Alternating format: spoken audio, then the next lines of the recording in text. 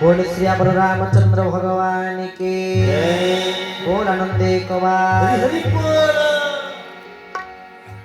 दुसुरा रति मम कथा प्रसंगा द्वितीय भक्ति होचे भगवान कथा प्रति मति को स्थिर करवा आमे जो रामचरित मानस को सुनुचे ताको लिखिथिले किए गोस्वामी तुलसीदास महाराज नुहे कि हिंदी रे लिखिथिले किए गोस्वामी संत श्री तुलसीदास महाराज से कोन पय श्री रामचरित मानस को रचना करिथिले जानंती कोन पय रचना करिथिले ताको जीवनी कहूची आपण माने समस्त मन ध्यान दे सुनिए तो हाँ समस्त मन ध्यान दे सुनतु से कोन पय आमे जदि आज रामचरित मानस को सुनि पारुचे पारायण दिन वाला होची 5 घंटा जदि सुंदरकांडर कथा को आज हम जदि सुनि पारुचे का पय तुलसीदास पय से जदि लेखि न पारे थाने ताला सुनि पारि थान देखि जो हनुमान चालीसा पाठ करूचे तुलसीदास सदा हरि चेरा की जयनाथ हृदय महा तेरा पवन तनय संकट हरण मंगल मूर्ति रूप राम लखन सीता सहित हृदय ससुर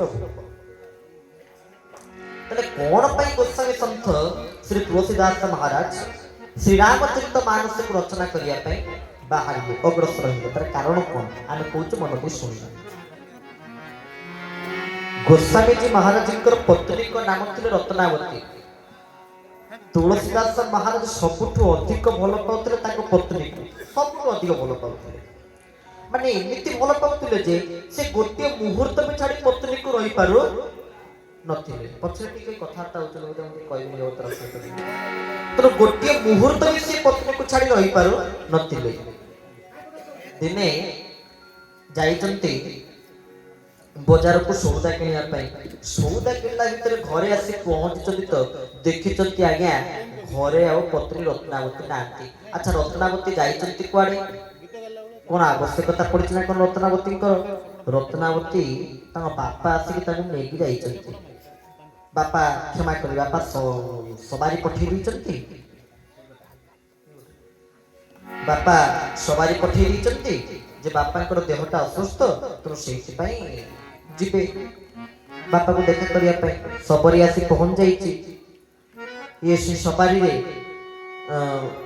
बसी चली इतले जाई तां घरे पहुंची गले हठात गोस्वामी आसी सौदा सब सारी तां घरे देखिला बेलू नाहांती पत्नी रत्नावती नाहांती पचारे रत्नावती कोठी बो को पचारे मां थिले कहले मां आ रत्नावती कोठी थिला कि भितर कोठी थिला कि ना नाई कोठी अछि ना जाईची बापा को कोन हिच ना बापार देहटा खराब अछि सवारी पठेइचंती आ सी गोलानी के तोलटू जे तोलटू गलु सौदारे से तोलटू गोलानी आ गोटिए मिनिट भी देरी करनाली तुलसीदास महाराज सीधा बाहर स्त्री गोटे मत झाड़ी से बंची परिबेनी स्त्री पाखु को बाहर रत्नावती निकट को बाहर एपटे आकाश रे मते कड़ा हटिया मेघटे उठे बहुत जोरे वर्षा होची वर्षा पवन प्रबल जोहरे किछि खातिर न कर के सीधा गोटे नई को लेई पड़ी नई रे पहुंच गले पूरा देह पूरा उदास सरसर पानी निगुडुची ताको देह शरीर ए पहुंची गले कपाट फाटक कर ससुर घरे पहुंची कपाट फाटक करले गोस्वामी तुलसीदास महाराज पत्नी रत्नावती सी कपाट खोलले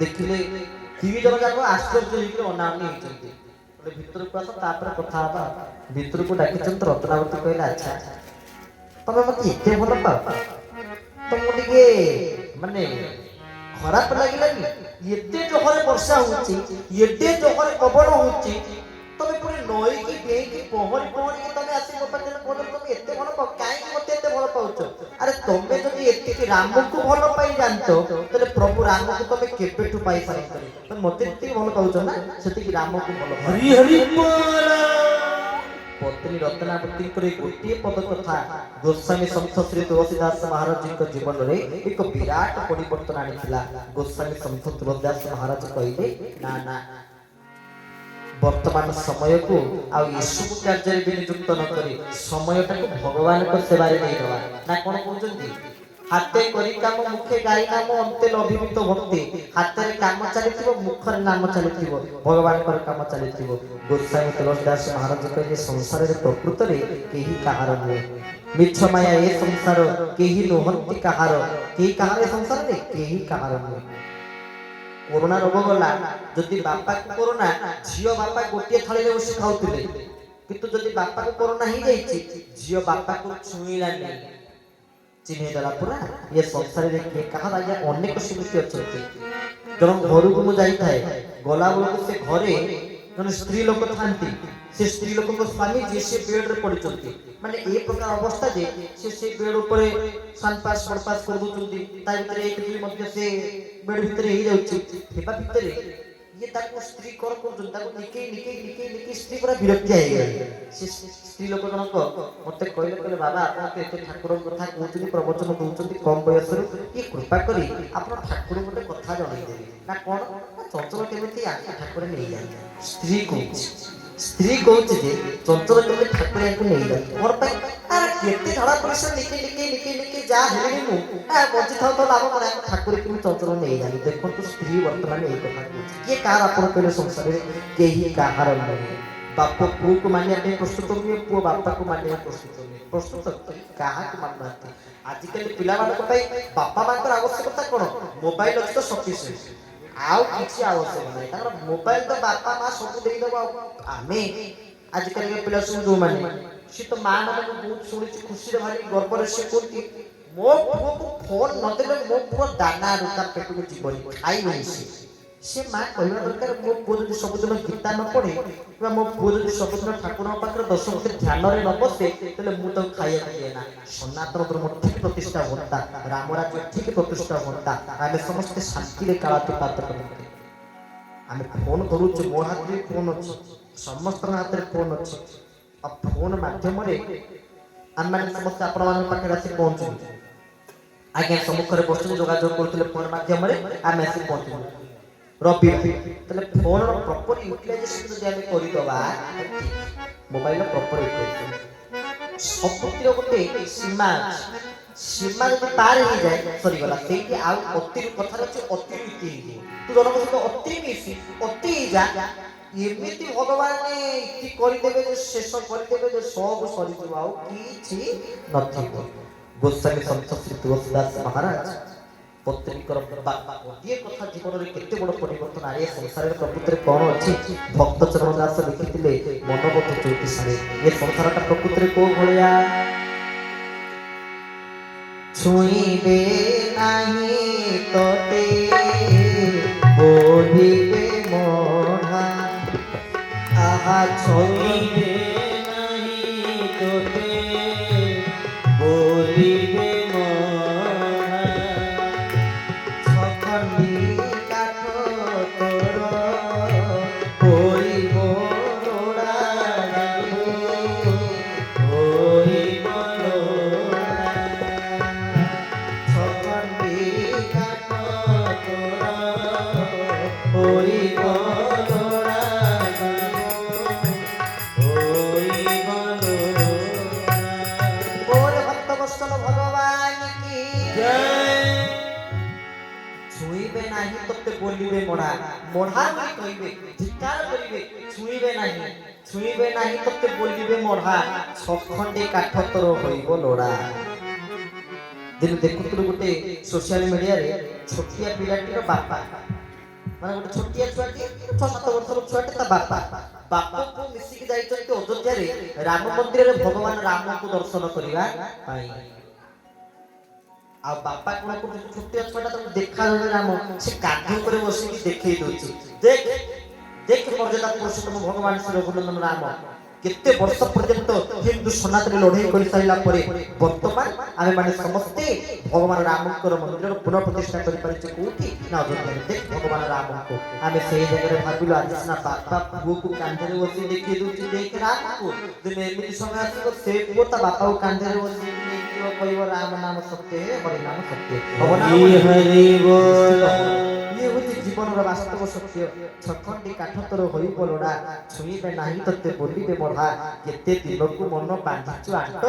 ଆରେ କେତେ ଦିନ ପାଇଁ ଆସିଛୁ, କଣ କରିକି ଯିବୁ? ଏ ରାଗ ଦ୍ୱେଷ ହିଂସା ଅଭିମାନ କ୍ରୋଧକୁ ରଖିବୁ କଣ ପାଇବୁ? ଏସବୁ କିଛି ତତେ ଲାଭପ୍ରଦାୟକ ହବନି, ଶାନ୍ତି ପ୍ରଦାୟକ ହବନି। ଗୋସ୍ୱାମୀ ତୁଳସୀଦାସ ମହାରାଜ ସାଧନ ଭଜନ କରିବା ଆରମ୍ଭ କରିବେ। କେମିତି ଭଗବାନ ଦର୍ଶନ ଦେବେ? କେମିତି ଭଗବାନ ଦର୍ଶନ ଦେବେ? ମୁଁ ଚାହିଁଲେ ଯେ ମତେ ଭଗବାନ ଦର୍ଶନ ଦେଇଦେବେ ସେ କଥା ନୁହେଁ। ଆମେ ଚାହିଁଲେ ଯେ ଆମକୁ ପ୍ରଭୁ ଦର୍ଶନ ଦେଇଦେବେ ସେ କଥା ନୁହେଁ। ତାହେଲେ ଭଗବାନଙ୍କୁ ପାଇବା ପାଇଁ ସର୍ବଶ୍ରେଷ୍ଠ ଉପାୟ କଣ? ବିଶ୍ୱଗୁରୁ ବାୟା ଲେଖିଥିଲେ ବାୟା ଗୀତାରେ, ଭଗବାନଙ୍କୁ ପାଇବାର ସବୁଠୁ ଶ୍ରେଷ୍ଠ ଉପାୟ କଣ?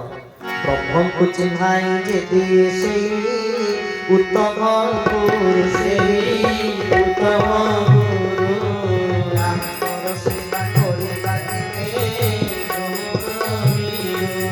ଗୋବିନ୍ଦ ଗୋବିନ୍ଦ ଗୋବିନ୍ଦ ଜୟ ରାଧେ ଗୋବିନ୍ଦ ନନ୍ଦନ ନନ୍ଦନ ପ୍ରଭୁ ଭଜ ପରମାନନ୍ଦ बोल भक्त वत्सल भगवान की ब्रह्मଙ୍କୁ ଚିହ୍ନାଇ ଯଦି ସେହି ଉତ୍ତମ ଗୁରୁ ତାହାଙ୍କର ସେବା କରିବା କେବେ ନ ହୋଇଥିଲୁ ତାହେଲେ ସିଏ ହେଉଛନ୍ତି ପ୍ରକୃତ ଗୁରୁ ଯିଏ ଆମକୁ ବ୍ରହ୍ମ ଦର୍ଶନ ସରମାର୍ଗ ବତେଇଦେବେ ନୁହେଁ କି ବ୍ରହ୍ମ ଦର୍ଶନ ମାର୍ଗ ଯିଏ ଆମକୁ ବତେଇଦେବେ ସିଏ ହେଉଛନ୍ତି ପ୍ରକୃତ ଗୁରୁ ଆମେ ସେହି ପ୍ରକାର ଗୁରୁଙ୍କର ଶରଣାର୍ପଣ ହେବା ଦରକାର ଗୋସ୍ୱାମୀ ତୁଳସୀଦାସ ମହାରାଜ ତପସ୍ୟା କରିବା ଆରମ୍ଭ କଲେ ସାଧନ ଭଜନ କରିବା ଆରମ୍ଭ କଲେ କିନ୍ତୁ ସେ ଫଳପ୍ରଦ ହେଲାନି ସବୁଦିନ ଯୋଉ ଗଛ ମୂଳରେ ସେ ବସି ସାଧନ ଭଜନ କରୁଥିଲେ ସେଇଠି ସେ ଗଛ ମୂଳରେ ବାରମ୍ବାର ରାମ ନାମ ନେବା ଦ୍ୱାରା ଗଛର ମୂଳରେ ଗୋଟେ ପ୍ରେତ ରହୁଥିଲା ପ୍ରେତଟା ରାମ ନାମ ଶୁଣି ଶୁଣି ସେ ପ୍ରେତ ଶରୀରରୁ ମୁକ୍ତ ହେଇଗଲା ପ୍ରେତ ଗୋସ୍ୱାମୀଙ୍କ ପାଖରେ ପହଞ୍ଚି କହିଲା ଯେ ଆଜି ଆପଣଙ୍କର କୃପାରୁ ମୋ ପ୍ରେତ ଶରୀରରୁ ମୁକ୍ତ ହେଇଛି କୁହନ୍ତୁ ଆପଣଙ୍କର କଣ ଦରକାର